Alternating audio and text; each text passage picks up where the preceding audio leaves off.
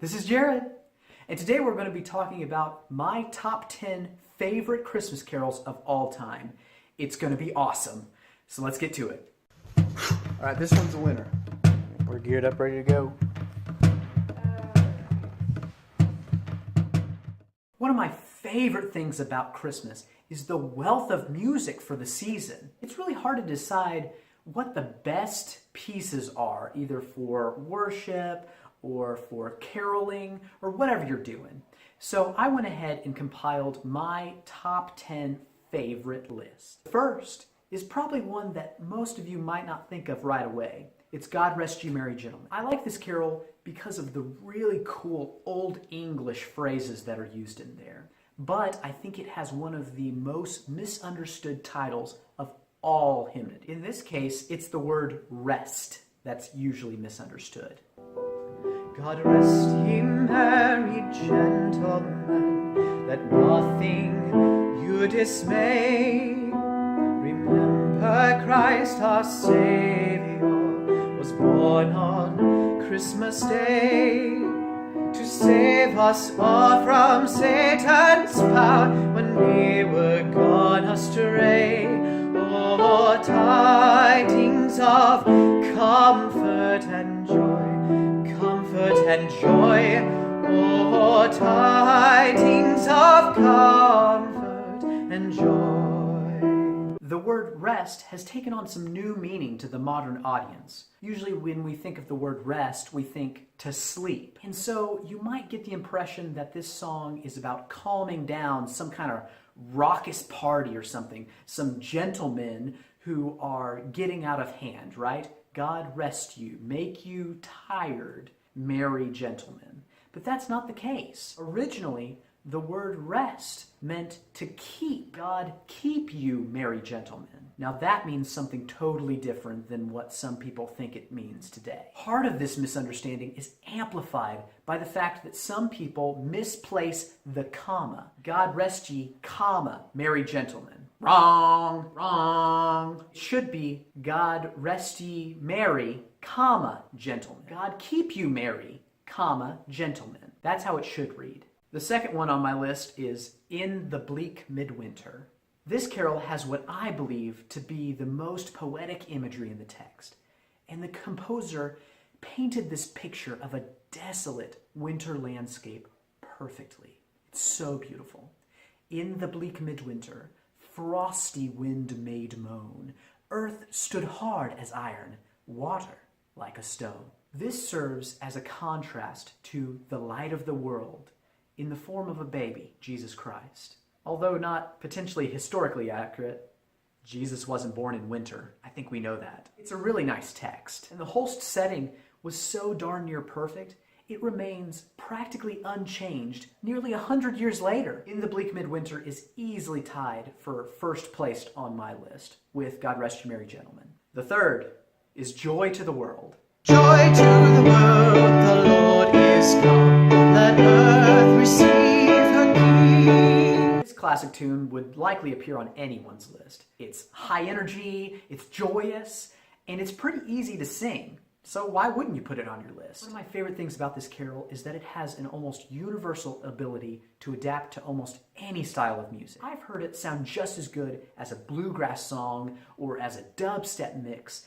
as I have live in a worship service. That's pretty cool. The fourth one on my list is Silent Night. Soft, gentle, quiet, peaceful. This is one of those classic tunes that instantly recalls memories of Christmas to any listener. This is a favorite not just for singers, but for composers as well. It seems like nearly every modern composer uses Silent Night somewhere in their Christmas cantata, some arrangement of some kind. And it's because it fills the listener with a sense of quiet joy. That's why it's so great as a closer for services. It's like they're putting you right there in the stable, right next to Mary and Joseph. And you have to be quiet, or else you'll wake the sleeping baby Jesus. Silent Night is the only tune that can put me in that kind of mindset. And that's why it's so great. The fifth carol is O Come All Ye Faithful. What sets this Christmas carol apart is its ability to tie together all of the stories, the narrative around those who witnessed Jesus' birth, especially the angels. It quotes scripture, the tune is memorable and easy to sing, and if nothing else, it features a tagline that perfectly combines repetition and invention. "O come, let us adore him. O come, let us adore him. O come, let us adore him. Christ the Lord." Small variations between every iteration, "O come, let us adore him. O come, let us adore him," gives this piece a sense of momentum, of suspense, until you're asking yourself, who is this him that the text is referring to? And of course, the answer comes at the end, Christ the Lord. "O Come All Ye Faithful" is such a tasteful and classic tune. I'm sure it's on many of your lists as well. Number 6 probably isn't. This is "Lo, How a Rose Ere Blooming." It might not be on your list now, but I think it's one of the coolest tunes out there. And certainly the text is neat as well. Alice Parker and Robert Shaw wrote a collection of Christmas carols in the 90s, and their arrangement of "Lo, How a Rose Ere Blooming" makes me just want to weep every time I hear it.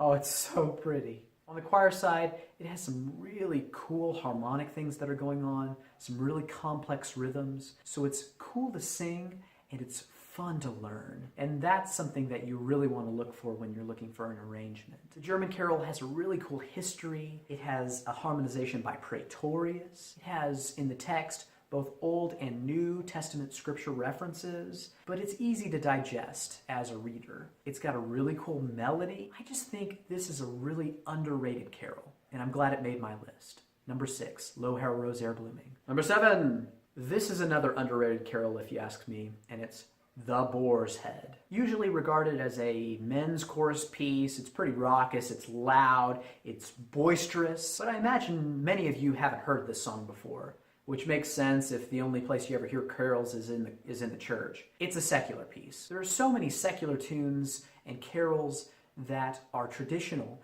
but they don't get any airtime in the church service. And this is one of those. "The boar's head and handberry, bedecked with bays and rosemary." That's fun. This is essentially a tavern or banquet song. It's touting the bravery of the person who slayed this boar and cut its head off and put it on a platter and brought it to the table. You can understand why it's not 100% safe for church. Number 8 is "Phoom Phoom Phoom." "On December 5 and 20, Phoom Phoom Phoom." Yet another underrated carol, I think. I promise this is the last one. To my knowledge, the title is just some nonsense syllable the composer plugged in there because it sounded cool. Phoom Phoom Phoom. Yeah, okay.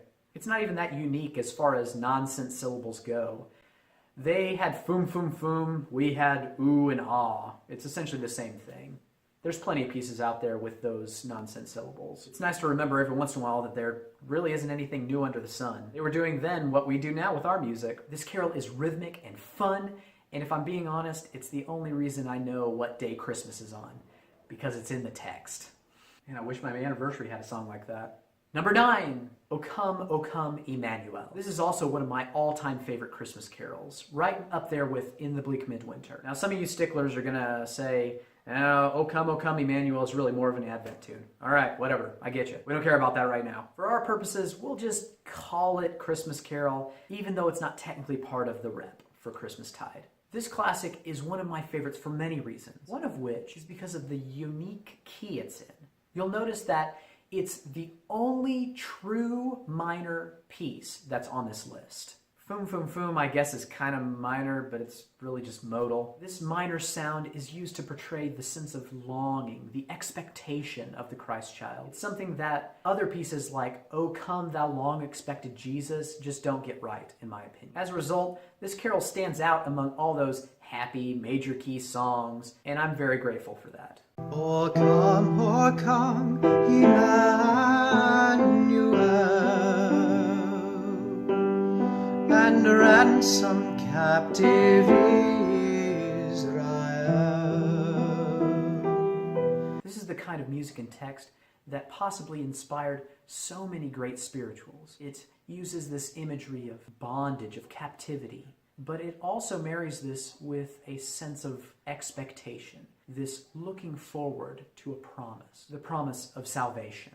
Here we are, number 10, Go Tell It on the Mountain. This is probably the most modern tune and text that I included on this list. Someone fact check me on that. Even though it doesn't have the time-tested track record that some of these other carols have, I think that it has all of the elements of those classic carols. It references scripture, it paints a picture. What's more, it calls you to action. Go tell it on the mountain, over the hills and everywhere. Go tell it on the mountain that Jesus Christ is born.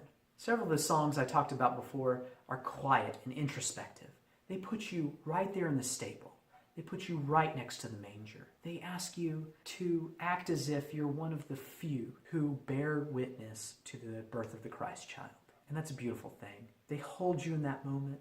Oh, but that's not where the story ends. The shepherds who came to see the baby, they witnessed something awesome. And that caused them to want to go out and spread the news. This song tells that story, a continuation of the story other carols start. And it asks the listener to shout it from the mountaintops that salvation is come.